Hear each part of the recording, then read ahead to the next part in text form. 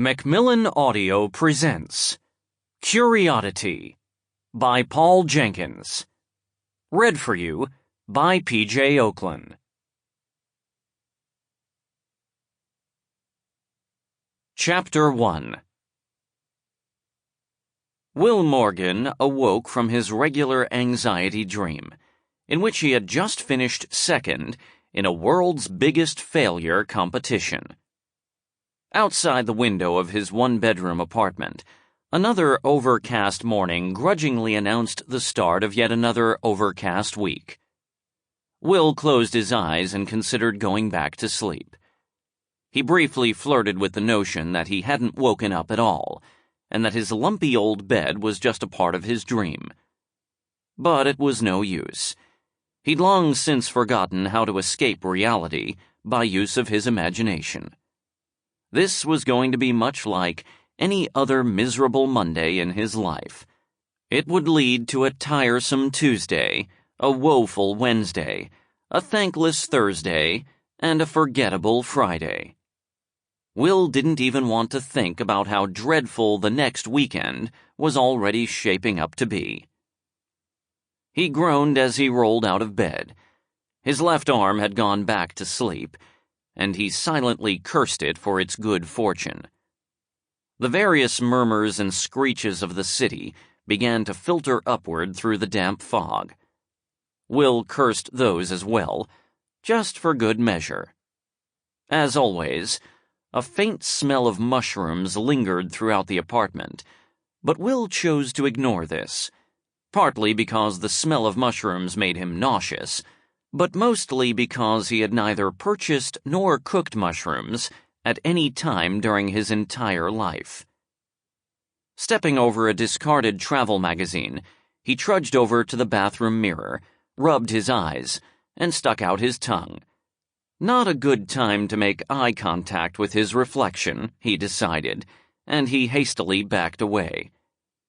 This particular Monday was already shaping up to set a new record for something, and whatever that something was, it was probably going to be something bad.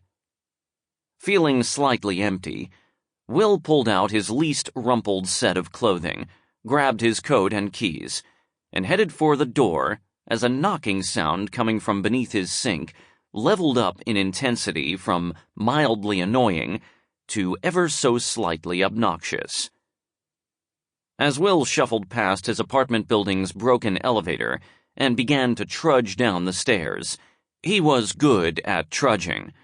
He wondered for a moment if his devotion to endless repetition wasn't nudging him ever closer to permanent and irreversible madness.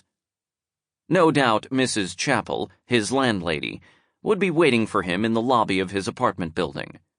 She would utter any one of 4 variations of the same pleasantry she had greeted him with since the day he'd moved in, and he would smile and issue one of his 3 standard responses, and be on his way before she could rally enough of her brain cells to attempt further conversation. Will paused on the flight of stairs before the lobby, and stared at a deluded old calico cat that was attempting to sun itself on a windowsill. In the middle of the landing, a second scruffy ginger thing was licking itself in an unmentionable place. It eyed Will with a slightly annoyed expression that suggested it would have preferred if Will had tripped over it and gone clattering down the final 30 steps head first. From below came the sound of Mrs. Chappell's rusty old voice, cooing to another of her 1,001 furry reprobates. Will steeled himself and rounded the corner. The old lady was nowhere to be seen. So far, so good. He turned his trudge into a kind of shuffle-cum-sneak, hoping Mrs. Chappell had walked back into her office, or, better yet, had suddenly been rendered invisible. It was the use of this particular tactic that allowed him to make it within 5 feet of the front door, before a voice like a sheet of 40-grit sandpaper wrapped around a kitchen knife put paid to his false sense of security.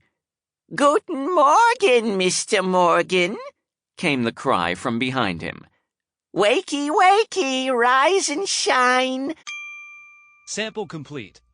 Ready to continue?